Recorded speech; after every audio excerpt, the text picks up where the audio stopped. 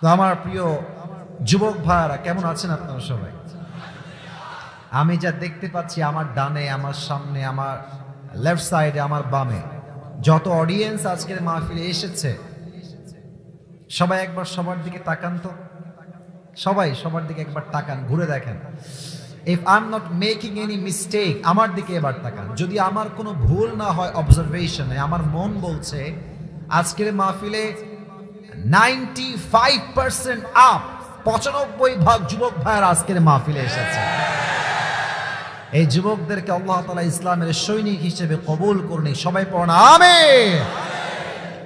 আমি আসলে যুবকদের কষ্ট বুঝি ভালো, যুবকরা আমার একটু বোঝে ভালো।